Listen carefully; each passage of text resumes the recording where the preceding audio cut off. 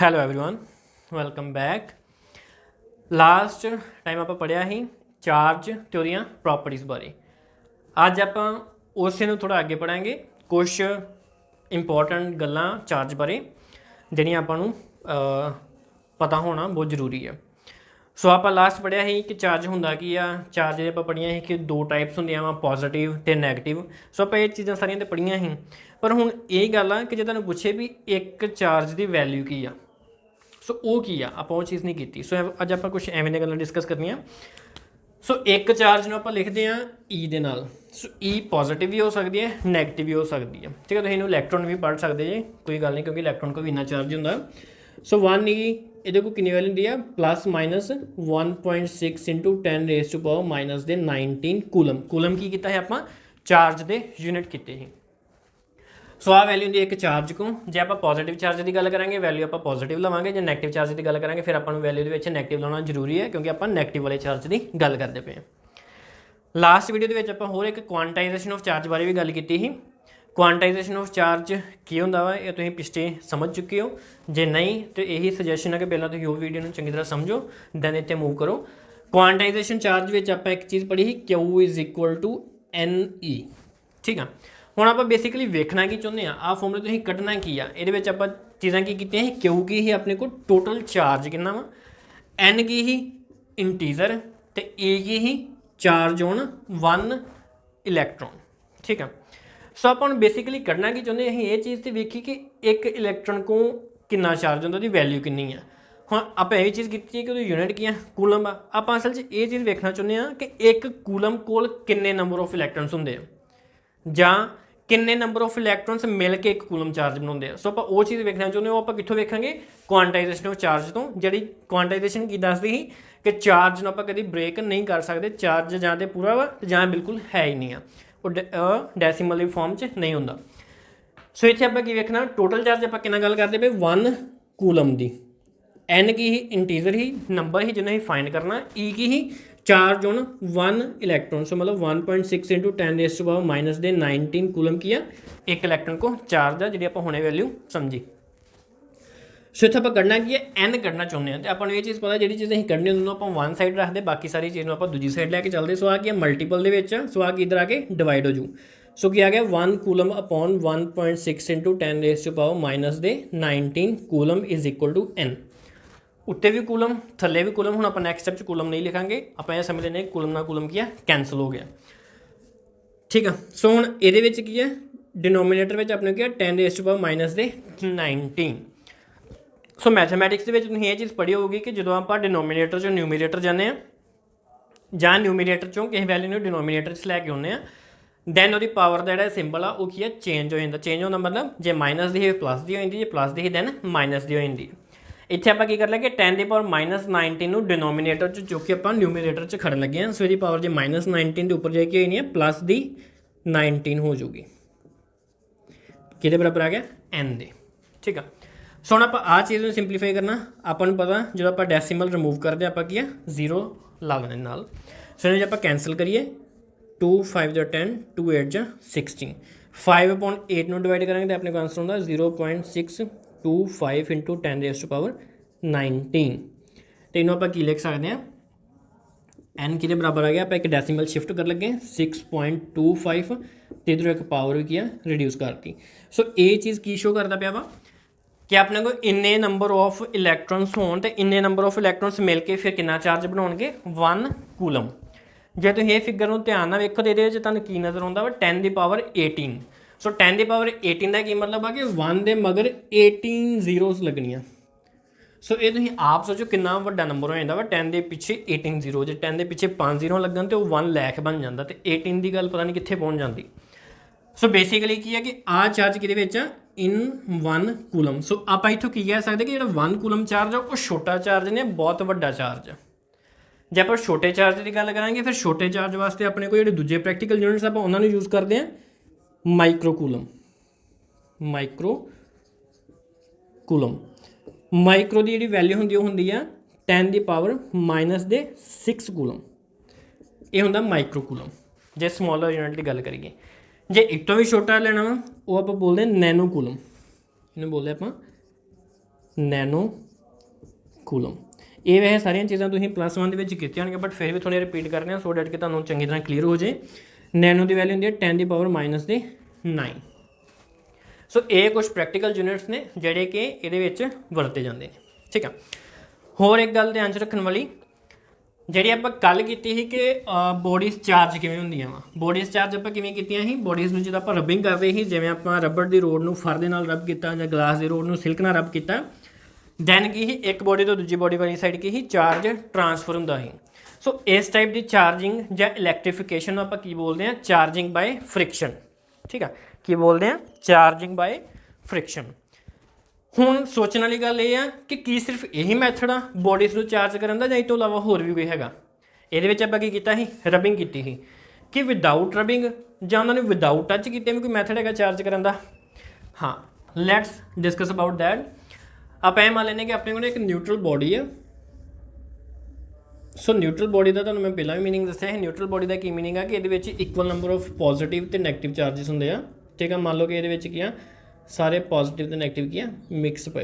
ठीक है, सो मतलब कि किसी का भी इंपैक्ट नहीं आ रहा, ना पॉजिटिव बिहेव करती भी ना नैगेटिव बिहेव करती भी। ठीक है, मान लो कि जी न्यूट्रल बॉडी में आप एक इंसुलेटिंग ਜਾਂ इंसुलेटर के उपर रखता। सो इंसुलेटर का की होंगे वा कि ये चार्ज फ्लो नहीं करता। ठीक है, सो आज हो गया फर्स्ट केस। हुण मान लो कि आप इस बॉडी लागे एक चार्ज बॉडी लैके आने। चार्ज बॉडी कि मान लो कि जिवें आपां कल ही डिस्कस किया है कि रबड़ की रोड नूं जो आप फर नाल रब किया जां गलास की रोड नूं रब किया तो कि चार्ज हो जाते हैं। मान लो कि आपां उही एक रोड की है इन्हां लागे लैके आए। ठीक है, मान लो कि आह वाली आपां रोड बिल्कुल ये लागे लैके इन्हूं टच नहीं करना, तो मान लें कि आह वाली रोड की है पॉजिटिवली चार्ज ऑलरेडी हैगी है। ठीक है, हुण पहलां की बिहेवियर इहदा ये वाला ही। हुण ये लागे होना की होना वा, आपां भी एक प्रॉपर्टी पढ़ी है चार्ज की कि जो सेम तरह के चार्ज होंगे, मतलब लाइक चार्जिस की करते एक दूजे को रिपैल करते हैं, तो अनलाइक चार्जिस की करते हैं अट्रैक्ट करते हैं। सो हुण आ गया, हुण पॉजिटिव के पॉजिटिव लाइक हो गए, पॉजिटिव ने पॉजिटिव ने की करना रिपैल करना, नैगेटिव ने की करना अट्रैक्ट करना। सो जो नैगेटिव है ना वो की है अट्रैक्शन होने करके बाहर तो आना नहीं है इस न्यूट्रल बॉडी चो, इन्हें किया इधरले फेस से इकट्ठा होना स्टार्ट हो जाना। जिन्ना भी चार्ज होगा ना वो इधरले फेस से इकट्ठा हो जाएगा नैगेटिव। जोड़ा पॉजिटिव आ वो की है रिपल्शन होने करके उन्हें किया इधरले फेस से इकट्ठा होना स्टार्ट हो जाना। सो जो आ वाला फेस आ ये क्या हो गया अपने को, सो मतलब कि अपने को चार्ज के इदा इदा वक्रे हो जाने पॉजिटिव तो नैगेटिव। अट्रैक्शन करके नैगेटिव इधर इकट्ठा हो गया, रिपल्शन करके पॉजिटिव दूजी साइड इकट्ठा हो गया। ठीक है, सो हुण आपां इनू इदां ही रखना इस सिचुएशन दे विच, ना तो आपां आ रोड पिछे करनी है ना इनू आपां कोई हिलचुल करनी। हुण आपां की करना वा, जस्ट इस बॉडी नू ग्राउंड करन लगे। सो ग्राउंड करने का की मतलब है कि आप जस्ट एक वायर ली कनैक्टिंग वायर ली उन्होंने इन्ना टच करता तो थले आप अपनी ग्राउंड ना टच करता जो कि ग्राउंडेड होगी। ग्राउंड मैं तुहानूं अगे दस्सिया कि एक कंडक्टिंग बॉडी है। सो जिन्ना भी चार्ज ये क्या फ्लो कर सकता। हुण ये दो तरह के चार्ज हो गए अपने को, स्टार्टिंग भी दो तरह के पर मिक्स ही होने क्या वक्रे वक्रे हो गए कि नैगेटिव तो पॉजिटिव। जोड़ा नैगेटिव चार्ज है तो पॉजिटिव चार्ज जो फ्लो कि करूँ ग्राउंड के, पॉजिटिव चार्ज कला फ्लो करूँगा नैगेटिव फ्लो नहीं करूँगा। रीजन की है ना फ्लो करने का, क्योंकि पॉजिटिव तो ऑलरेडी आ पॉजिटिव क्या रिपैल करता पाया धक्के मारता पाया। ठीक है, रिपल्शन होने करके की आ फ्री चार्ज आ, इनू किसी ने भी बाउंड नहीं किया। बट जो आ नैगेटिव चार्ज आ पॉजिटिव के नाल बाउंड है ड्यू टू अट्रैक्शन। ठीक है, अट्रैक्शन होने करके एक है बाउंड ये नाल। सो एक ही है ये नाल ही बाउंड रहूगा, इन्हें इनू फड़ के रखिए बेसिकली। सो हुण अगले डायग्राम के जिन्होंने आप वेखीए हुण आ की है, हुण जो अपना पॉजिटिव चार्ज ही वो तो हो गया फ्लो, पर जो नैगेटिव चार्ज ही वो अपनी जगह के उत्ते एज सच ही रहा। तो आप जो ग्राउंड वाली कंडीशन ही वो हटाती, मतलब जी आप वायर ग्राउंड नाल जोड़ी ही उन्होंने आप किया फिर अगेन रिमूव करता। तो जी अपनी रोड ही उन्होंने आप उत्थे ही रहनता जी कि पॉजिटिव चार्ज ही। ठीक है, सो हुण क्या है जो पॉजिटिव चार्ज हो गया ग्राउंडेड हो गया, बचा कि कला नैगेटिव। हुण आप नैक्सट स्टैप के करना जी आ रोड आप लागे लिया हुण आप फिर क्या परे लै जाना। हुण जो आप परे खड़ा तो हुण की है कोई अट्रैक्ट करने वाला रहना ही नहीं है। सो हुण आगे जो नैगेटिव चार्ज कला इत्थे पिया ही वो सारा की है सारी बॉडी के दोबारा तो फैल जूगा। सो हुण जे तुसीं फर्स्ट वाली तो लास्ट वाली डायग्राम में वेखो, फर्स्ट वाली की है एक न्यूट्रल बॉडी ही जिहदे की ही पॉजिटिव तो नैगेटिव चार्ज दोनों इकट्ठे पे ही। बट जी लास्ट वाली है ये की होया कि जो पॉजिटिव चार्ज ही वो सारा की ही ग्राउंड हो गया, पर जो नैगेटिव चार्ज है वो सारी की सारी की सारी बॉडी में फैल गया। सो होया कि इन्हों आप कह सकते हैं कि आ जी बॉडी है एक ही होगी नैगेटिवली चार्ज बॉडी बन गई। ਨੈਗੇਟਿਵਲੀ ਚਾਰਜ ਬੋਡੀ ਬਣ ਗਈ। ਇਸੇ ਤਰ੍ਹਾਂ ਜੇ ਆਪਾਂ ਨੈਗੇਟਿਵ ਰੋਡ ਲਾਗੇ ਲੈ ਕੇ ਆਵਾਂਗੇ ਤੇ ਪੋਜ਼ਿਟਿਵ ਇੱਧਰ ਇਕੱਠਾ ਹੋ ਜੂ, ਨੈਗੇਟਿਵ ਉਧਰਲੀ ਸਾਈਡ ਤੇ ਨੈਗੇਟਿਵ ਗਰਾਊਂਡ ਹੋਈ ਤਾਂ ਆਪਾਂ ਇਹਨੂੰ ਪੋਜ਼ਿਟਿਵ ਚਾਰਜ ਬੋਡੀ ਵੀ ਬਣਾ ਸਕਦੇ ਹਾਂ। ਇਹ ਜਸਟ ਤੁਹਾਨੂੰ ਇੱਕ ਐਗਜ਼ਾਮਪਲ ਦਿੱਤੀ ਆ, ਆਪਣੀ ਮਰਜ਼ੀ ਅਸੀਂ ਕਿਹੜੀ ਚਾਰਜ ਬੋਡੀ ਬਣਾਉਣੀ ਉਹਦੇ ਅਕੋਰਡਿੰਗ ਆਪਾਂ ਬਣਾ ਸਕਦੇ ਹਾਂ। ਇਹਦੇ ਵਿੱਚ ਜੇ ਤੁਸੀਂ ਵੇਖਿਆ ਹੋਵੇ ਜਿਹਨੂੰ ਆਪਾਂ ਨਾ ਤੇ ਰਬਿੰਗ ਕੀਤਾ ਨਾ ਇਹਨੂੰ ਆਪਾਂ ਟੱਚ ਕਰਵਾਇਆ ਇੱਕ ਦੂਜੇ ਨਾਲ, ਬਟ ਫਿਰ ਵੀ ਬੋਡੀ ਅਸੀਂ ਕੀ ਆ ਚਾਰਜ ਕਰਦੀ। ਸੋ ਆਹ ਵਾਲੇ ਮੈਥਡ ਨੂੰ ਬੋਲਦੇ ਆ charging bye induction method.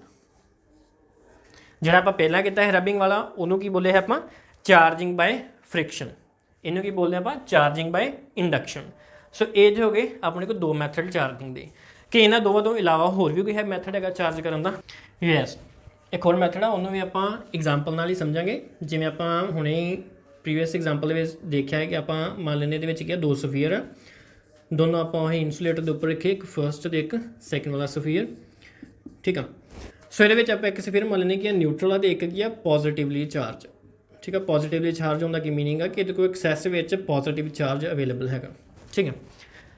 So first example ਵਿੱਚ ਆਪਾਂ ਕੀ ਵੇਖਿਆ ਸੀ ਕਿ ਅਸੀਂ ਜਿਹੜੀ ਚਾਰਜਿੰਗ ਕੀਤੀ ਉਹ ਕਿਹਨਾਂ ਕੀਤੀ ਸੀ ਰਬਿੰਗ ਦੇ ਨਾਲ। ਸੈਕਿੰਡ ਵਿੱਚ ਅਸੀਂ ਕੀ ਵੇਖਿਆ ਕਿ ਜਿਹੜੀ ਅਸੀਂ ਚਾਰਜਿੰਗ ਕੀਤੀ ਉਹਨੂੰ ਅਸੀਂ ਟੱਚ ਨਹੀਂ ਕਰਾਇਆ, without touching by induction charge ਕਰਤਾ। ਹੁਣ ਇਹਦੇ ਵਿੱਚ ਆਪਾਂ ਕੀ ਕਰਨਾ ਟੱਚ ਕਰਵਾਉਣਾ ਦੋ ਬੋਡੀਜ਼ ਨੂੰ। ਸੋ ਹੁਣ ਮੰਨ ਲਓ ਕਿ ਆ ਦੋਨੋਂ ਸਫੀਅਰ ਨੂੰ ਆਪਾਂ ਟੱਚ ਕਰਵਾ ਦਿੰਦੇ ਹਾਂ, ਠੀਕ ਆ। ਸੋ ਆ ਫਸਟ ਸੈਕਿੰਡ ਐਸ ਐਚ ਹੀ ਹੈ, ਬਸ ਇਹਨਾਂ ਨੂੰ ਆਪਾਂ ਕੀ ਕੀਤਾ ਦੋਨਾਂ ਨੂੰ ਲਾਗੇ ਲਿਆਂਦਾ, ਦੋਨਾਂ ਨੂੰ ਆਪਾਂ ਟੱਚ ਕਰਵਾਤਾ। ਸੋ ਆ ਬੋਡੀ ਨਿਊਟਰਲ ਹੀ, ਆ ਬੋਡੀ ਕੀ ਸੀ ਪੋਜ਼ਿਟਿਵ ਚਾਰਜ ਹੀ। ਨੇਚਰ ਕਿਹੜੀ ਚੀਜ਼ ਨੂੰ ਪਸੰਦ ਕਰਦੀ ਹੈ ਕਿ ਜਦੋਂ ਵੀ ਕੋਈ ਵੀ ਤੁਸੀਂ ਲੈ ਲਓ ਹਵਾ ਪਾਣੀ ਕੋਈ ਵੀ, ਉਹ ਹਮੇਸ਼ਾ ਕੀ ਆ higher level to lower level ਵਾਲੇ ਪਾਸੇ ਹੀ ਫਲੋ ਕਰਦੇ ਆ। ਕਿਤੇ ਵੀ ਤੁਸੀਂ ਅਬਜ਼ਰਵ ਕਰੋਗੇ ਇਹ ਚੀਜ਼ ਐਪਲੀਕੇਬਲ ਹੈ ਕਿ ਉਹ ਹਾਈਅਰ ਟੂ ਲੋਅਰ ਵਾਲੇ ਪਾਸੇ ਹੀ ਫਲੋ ਕਰਨੀਆਂ ਚੀਜ਼ਾਂ। ਸੋ ਸੇਮ ਇੱਥੇ ਵੀ ਹੈ, ਇੱਥੇ ਹਾਈਅਰ ਲੈਵਲ ਕਿਹਦਾ ਵਾ ਇਹਦਾ, ਕਿਉਂਕਿ ਇਹਦੇ ਕੋਲ ਪੋਜ਼ਿਟਿਵ ਕੀ ਆ ਬਹੁਤ ਜ਼ਿਆਦਾ ਚਾਰਜ ਹੈ ਤੇ ਇਹਦੇ ਕੋਲ ਬਿਲਕੁਲ ਘੱਟ ਉਹਦੇ ਕੰਪੇਅਰ। ਸੋ ਮਤਲਬ ਇਹਦਾ ਲੈਵਲ ਹਾਈਅਰ ਇਹਦਾ ਕੀ ਆ ਲੋਅਰ ਆ। ਸੋ ਇਹਦਾ ਕੀ ਮੀਨਿੰਗ ਆ ਕਿ ਜਿਹੜਾ ਪੋਜ਼ਿਟਿਵ ਚਾਰਜ ਹੈ ਨਾ ਉਹ ਇੱਧਰਲਿਓਂ ਆਹ ਵਾਲੇ ਸਫੀਅਰ ਤੋਂ ਆਹ ਵਾਲੇ ਸਫੀਅਰ ਦੇ ਵਿੱਚ ਸ਼ਿਫਟ ਹੋਊਗਾ। ਰੀਜ਼ਨ ਇਹੀ ਆ ਕਿ ਨੇਚਰ ਨੂੰ ਇਹ ਵਾਲੀ ਚੀਜ਼ ਪਸੰਦ ਆ। ਸੋ ਇਹਨਾਂ ਕੀ ਹੋਇਆ ਹੁਣ ਇਹਨਾਂ ਦੋਨਾਂ ਫੇਰ 'ਚ ਆਪਾਂ ਸਫੀਅਰਸ ਨੂੰ ਸੈਪਰੇਟ ਕਰ ਦਿੰਦੇ ਹਾਂ, ਜਿੱਦਾਂ ਪਹਿਲਾਂ ਹੀ ਆ ਫਸਟ ਤੇ ਆ ਆਪਣਾ ਕੀ ਆ ਸੈਕਿੰਡ। ਸੋ ਹੁਣ ਹੋਣਾ ਕੀ ਆ ਇਹਦੇ ਕੋਲ ਵੀ ਪੋਜ਼ਿਟਿਵ ਚਾਰਜ ਹੈਗਾ, ਬਟ ਵੱਖਰੀ ਗੱਲ ਆ ਕਿ ਜਿੰਨਾ ਸਟਾਰਟਿੰਗ ਤੇ ਹੀ ਉਹਨਾਂ ਨਹੀਂ ਆ ਉਹ ਤੋਂ ਘੱਟ ਆ ਥੋੜ੍ਹਾ, ਕਿਉਂਕਿ ਸਟਾਰਟਿੰਗ ਤੇ ਬਹੁਤ ਹੀ ਉਹਦੇ ਵਿੱਚੋਂ ਕੁਛ ਇੱਧਰਲੇ ਪਾਸੇ ਸ਼ਿਫਟ ਹੋ ਗਿਆ। ਸੋ ਹੁਣ ਰਿਜ਼ਲਟ ਕੀ ਨਿਕਲਿਆ ਕਿ ਜਿਹੜਾ ਸਟਾਰਟਿੰਗ ਤੇ ਸਾਡੇ ਕੋਲ ਨਿਊਟਰਲ ਸੀ ਉਹ ਵੀ ਕੀ ਹੋ ਗਿਆ ਪੋਜ਼ਿਟਿਵਲੀ ਚਾਰਜ ਹੋ ਗਿਆ। ਸੋ ਇਸ ਤਰ੍ਹਾਂ ਵੀ ਬੋਡੀਜ਼ ਨੂੰ ਕੀ ਆ ਚਾਰਜ ਕੀਤਾ ਜਾ ਸਕਦਾ। ਸੋ ਇਹ ਮੈਥਡ ਨੂੰ ਆਪਾਂ ਬੋਲਦੇ ਹਾਂ ਚਾਰਜਿੰਗ ਬਾਏ ਕੰਡਕਸ਼ਨ, ਠੀਕ ਆ। ਸੋ ਆਪਾਂ ਤਿੰਨ ਤਰ੍ਹਾਂ ਦੀ ਚਾਰਜਿੰਗ ਪੜ੍ਹੀ। ਫਸਟ ਪੜ੍ਹੀ ਆਪਾਂ ਚਾਰਜਿੰਗ ਬਾਏ ਫ੍ਰਿਕਸ਼ਨ, ਉਹਨੂੰ ਆਪਾਂ ਫ੍ਰਿਕਸ਼ਨ ਇਲੈਕਟ੍ਰੀਸਿਟੀ ਵੀ ਬੋਲਦੇ ਹਾਂ। ਸੈਕਿੰਡ ਪੜ੍ਹੀ ਆਪਾਂ ਚਾਰਜਿੰਗ ਬਾਏ ਇੰਡਕਸ਼ਨ ਤੇ ਥਰਡ ਪੜ੍ਹੀ ਆਪਾਂ ਚਾਰਜਿੰਗ ਬਾਏ ਕੰਡਕਸ਼ਨ। ਸੋ ਤਿੰਨਾਂ ਮੈਂ ਇੱਕ ਨਾਮ ਲਿਖ ਦਿੰਦਾ, ਫ੍ਰਿਕਸ਼ਨ, ਇੰਡਕਸ਼ਨ ਤੇ ਕੰਡਕਸ਼ਨ।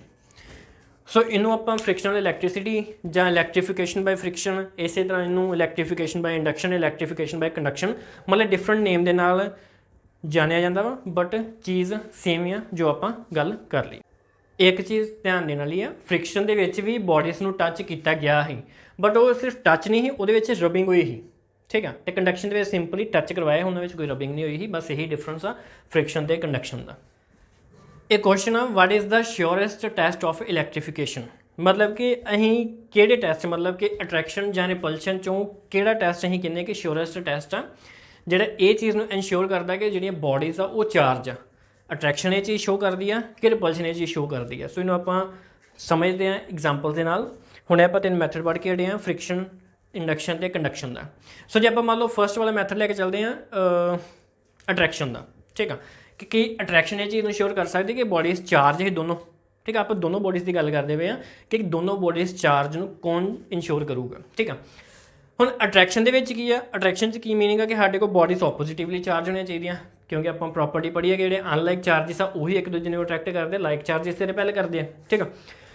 ਸੋ ਮੰਨ ਲਓ ਕਿ ਆਪਣੇ ਕੋਲ ਇੱਕ ਬੋਡੀ ਆ ਕੋਈ ਵੀ ਆ, ਮੰਨ ਲਓ ਰੋਡ ਹੀ ਆ, ਠੀਕ ਆ, ਇੱਕ ਅਨਦਰ ਬੋਡੀ ਆ ਉਹ ਵੀ ਇੱਕ ਰੋਡ ਹੀ ਲੈ ਲਓ, ਠੀਕ ਆ। ਸੋ ਆਹ ਹੀ ਮੰਨ ਲੈਂਦੇ ਕਿ ਜੇ ਨੈਗੇਟਿਵ ਚਾਰਜ ਬੋਡੀ ਹੋਵੇ, ਠੀਕ ਆ। ਹੁਣ ਸਾਨੂੰ ਪਤਾ ਨਹੀਂ ਹੈ ਚਾਰਜ ਹੈ ਕਿ ਨਹੀਂ ਚਾਰਜ, ਆਪਾਂ ਇਹ ਚੀਜ਼ ਵੇਖਣਾ ਚਾਹੁੰਦੇ ਹਾਂ ਕਿ ਆਹ ਬੋਡੀ ਚਾਰਜ ਹੈਗੀ ਕਿ ਨਹੀਂ ਹੈਗੀ। ਅਸਲ 'ਚ ਮੀਨਿੰਗ ਤੇ ਇਹੀ ਸ਼ੋਰੈਸਟ ਟੈਸਟ ਆਫ ਇਲੈਕਟ੍ਰੀਫਿਕੇਸ਼ਨ ਕਿ ਦੋਨੋਂ ਬੋਡੀਜ਼ ਚਾਰਜ ਹੈ ਕਿ ਨਹੀਂ ਚਾਰਜ। ਸੋ ਹੁਣੇ ਆਪਾਂ ਇੰਡਕਸ਼ਨ ਦੇ ਵਿੱਚ ਪੜ੍ਹਿਆ ਕਿ ਜਦੋਂ ਇੱਕ ਆਪਾਂ ਨੈਗੇਟਿਵ ਚਾਰਜ ਜਾਂ ਪੋਜ਼ਿਟਿਵ ਚਾਰਜ ਬੋਡੀ ਦੂਜੀ ਬੋਡੀ ਦੇ ਲਾਗੇ ਲੈ ਕੇ ਆਉਂਦੇ ਤਾਂ ਉਹਦੇ ਵਿੱਚ ਕੀ ਚਾਰਜ ਸੈਪਰੇਟ ਹੋ ਜਾਂਦੇ ਆ। ਸੈਪਰੇਟ ਹੋਣਾ ਕੀ ਹੋਊਗਾ ਕਿ ਆਹ ਬੋਡੀ ਮੰਨ ਲੈਂਦੇ ਕਿ ਨਹੀਂ ਵੀ ਚਾਰਜ ਹੀ ਤੇ ਹੋਣਾ ਕੀ ਆ, ਇੱਥੇ ਪੋਜ਼ਿਟਿਵ ਚਾਰਜ ਆ ਜਾਊਗਾ ਤੇ ਨੈਗੇਟਿਵ ਚਾਰਜ ਇੱਧਰਲੇ ਪਾਸੇ ਚੱਲ ਜਾਊਗਾ। ਹੁਣ ਪੋਜ਼ਿਟਿਵ ਤੇ ਨੈਗੇਟਿਵ ਕੁਛ ਤੇ ਅਟਰੈਕਸ਼ਨ ਸ਼ੋ ਕਰਨਗੇ, ਠੀਕ ਹੈ ਨਾ। ਸੋ ਆਪਾਂ ਕੀ ਮੰਨ ਕੇ ਚੱਲੇ ਕਿ ਸਟਾਰਟਿੰਗ ਦੇ body Ki neutral C, but ਫਿਰ ਵੀ ਇਹਨਾਂ ਨੇ ਕੀ ਇੱਕ ਦੂਜੇ ਨੂੰ ਮਾੜੀ ਜੀ ਅਟਰੈਕਸ਼ਨ ਸ਼ੋ ਕਰਤੀ। ਸੋ ਮਤਲਬ ਕਿ ਅਸੀਂ ਇਹ ਚੀਜ਼ ਵੇਖਿਆ ਕਿ ਬੋਡੀ ਅਸਲ 'ਚ ਚਾਰਜ ਨਹੀਂ, ਬਟ ਫਿਰ ਵੀ ਇਹਨੇ ਇਹ ਚੀਜ਼ ਸ਼ੋ ਕਰਦੀ ਕਿ ਬੋਡੀ ਪੋਜ਼ਿਟਿਵਲੀ ਚਾਰਜ ਹੈ, ਬਟ ਜਿਹੜੀ ਕਿ ਅਸਲ 'ਚ ਆਪਾਂ ਕੀ ਮੰਨ ਕੇ ਚੱਲੇ ਸਟਾਰਟਿੰਗ ਕੇ ਚਾਰਜ ਹੈ ਹੀ ਨਹੀਂ ਹੈ, ਠੀਕ ਆ। ਸੋ ਮਤਲਬ ਕੀ ਹੋਇਆ ਕਿ ਅਟਰੈਕਸ਼ਨ ਤੋਂ ਆਪਾਂ ਇਹ ਚੀਜ਼ ਸ਼ੋਰ ਨਹੀਂ ਕਰ ਸਕਦੇ ਕਿ ਆ ਵੀ ਬੋਡੀ ਚਾਰਜ ਹੈਗੀ ਕਿ ਨਹੀਂ ਹੈਗੀ, ਠੀਕ ਆ। ਬਟ ਜੇ ਰਿਪਲਸ਼ਨ ਦੀ ਲੈ ਕੇ ਚੱਲਦੇ ਹਾਂ ਗੱਲ, ਰਿਪਲਸ਼ਨ ਦੇ ਵਿੱਚ ਕੀ ਆ ਕਿ ਆ ਵੀ ਬੋਡੀ ਨੈਗੇਟਿਵ ਹੋਣੀ ਜ਼ਰੂਰੀ ਹੀ ਤਾਂ ਇਹ ਪਹਿਲੇ ਹੋਣਗੇ, ਕਿਉਂਕਿ ਲਾਈਕ ਚਾਰਜਸ ਪਹਿਲੇ ਕਰਦੇ ਇੱਕ ਦੂਜੇ ਨੂੰ। ਸੋ ਇਹਦਾ ਕੀ ਮੀਨਿੰਗ ਆ ਕਿ ਜੇ ਆ ਪਹਿਲੀ ਰੋਡ ਨੈਗੇਟਿਵ ਆ ਤੇ ਜੇ ਦੂਜੀ ਰੋਡ ਵੀ ਨੈਗੇਟਿਵ ਹੋਊਗੀ ਤਾਂ ਹੀ ਇਹ ਚੀਜ਼ਾਂ ਪਹਿਲੇ ਕਰਨਗੀਆਂ, ਠੀਕ ਆ। ਸੋ ਇੱਥੇ ਨੈਗੇਟਿਵ ਆਪਾਂ ਨੂੰ ਪਤਾ ਜੇ ਆਪਾਂ ਇਹਨਾਂ ਦੋਨੋਂ 'ਚ ਇੱਕ ਵੀ ਬੋਡੀ ਅਨਚਾਰਜ ਹੋਗੀ ਤੇ ਆਹ ਵਾਲਾ ਕੇਸ ਹੋ ਕੇ ਕੀ ਹੋਣਾ ਵਾ ਅਟਰੈਕਸ਼ਨ ਹੋਣੀ, ਰਿਪਲਸ਼ਨ ਕਿਸੇ ਕੇਸ 'ਚ ਨਹੀਂ ਹੋਣੀ। ਰਿਪਲਸ਼ਨ ਕਦੋਂ ਪੋਸੀਬਲ ਆ ਜਦੋਂ ਦੋਨੋਂ ਬੋਡੀਜ਼ ਹੀ ਨੈਗੇਟਿਵਲੀ ਚਾਰਜ ਆ ਜਾਂ ਦੋਨੋਂ ਬੋਡੀਜ਼ ਕੀ ਹੋਣਗੀਆਂ ਪੋਜ਼ਿਟਿਵਲੀ ਚਾਰਜ ਹੋਣਗੀਆਂ। ਜੇ ਇੱਕ ਬੋਡੀ ਚਾਰਜ ਹੈ ਇੱਕ ਅਨਚਾਰਜ ਦੈਨ ਉੱਥੇ ਕਿ ਆਪਾਂ ਨੂੰ ਰਿਜ਼ਲਟ ਮਿਲਦਾ ਵਾ ਅਟਰੈਕਸ਼ਨ ਮਿਲਦੀ, ਸਲਾਈਟਲੀ ਅਟਰੈਕਸ਼ਨ ਮਿਲਦੀ ਹੈ, ਜ਼ਿਆਦਾ ਨਹੀਂ ਮਿਲਦੀ ਕਿਉਂਕਿ ਉਹਦੇ ਦੂਜਾ ਚਾਰਜ ਵੀ ਪ੍ਰੈਜ਼ੈਂਟ ਹੁੰਦਾ ਵਾ। ਸੋ ਜਿਹੜਾ ਸ਼ੋਰੈਸਟ ਟੈਸਟ ਹੈ ਇਲੈਕਟ੍ਰੀਫਿਕੇਸ਼ਨ ਦਾ ਵਾ ਉਹ ਕਿਹੜਾ ਵਾ ਰਿਪਲਸ਼ਨ ਆ। ਰਿਪਲਸ਼ਨ ਨੇ ਆਪਾਂ ਨੂੰ ਇਹ ਚੀਜ਼ ਸ਼ੋਰ ਕਰਦੀ ਆ ਕਿ ਦੋਨੋਂ ਬੋਡੀਜ਼ ਚਾਰਜ ਹੈਗੀਆਂ ਹੀ, ਪੋਜ਼ਿਟਿਵ ਹੋਣ ਜਾਂ ਨੈਗੇਟਿਵ ਹੋਣ ਉਹ ਮੈਟਰ ਨਹੀਂ ਕਰਦਾ, ਬਟ ਮੇਨ ਚੀਜ਼ ਜਿਹੜੀ ਆ ਕਿ ਇਹ ਆ ਸ਼ੋਰੈਸਟ ਟੈਸਟ ਆਫ ਇਲੈਕਟ੍ਰੀਫਿਕੇਸ਼ਨ ਆਪਾਂ ਕਿਹਨੂੰ ਬੋਲਦੇ ਆ ਰਿਪਲਸ਼ਨ। ਕਿ ਰਿਪਲਸ਼ਨ ਆਪਾਂ ਨੂੰ ਇਹ ਚੀਜ਼ ਇਨਸ਼ੋਰ ਕਰਦੀ ਆ ਕਿ ਜਿਹੜੀਆਂ ਦੋਨੋਂ ਬੋਡੀਜ਼ ਹੀ ਚਾਰਜ ਹੈਗੀਆਂ ਹੀ, ਅਟਰੈਕਸ਼ਨ ਇਹ ਚੀਜ਼ ਨੂੰ ਇਨਸ਼ੋਰ ਨਹੀਂ ਕਰਦੀ। ਸੋ ਮੈਨੂੰ ਆਸ ਹੈ ਕਿ ਤੁਹਾਨੂੰ ਇਹ ਸਾਰੀ ਚੀਜ਼ ਕਲੀਅਰ ਹੋ ਗਈ ਹੋਊਗੀ। ਜੇ ਫਿਰ ਵੀ ਕੋਈ ਤੁਹਾਡਾ ਡਾਊਟ ਹੋਊਗਾ ਦੈਨ ਤੁਸੀਂ ਮੇਰੇ ਨਾਲ ਉਹ ਚੀਜ਼ ਬਾਰੇ ਡਿਸਕਸ ਕਰ ਸਕਦੇ, ਮੈਂ ਉਹ ਤੁਹਾਡਾ ਡਾਊਟ ਕਲੀਅਰ ਕਰ ਦੂੰਗਾ। ਸੋ ਫਿਲਹਾਲ ਇੰਨਾ ਹੀ, ਤੁਸੀਂ ਇਹ ਚੀਜ਼ ਨੂੰ ਕਲੀਅਰ ਕਰੋ। ਆਪਾਂ ਨੈਕਸਟ ਜਲਦੀ ਮਿਲਾਂਗੇ ਕੁਝ ਹੋਰ ਨਵੇਂ ਟੌਪਿਕ ਦੇ ਨਾਲ। Thank you.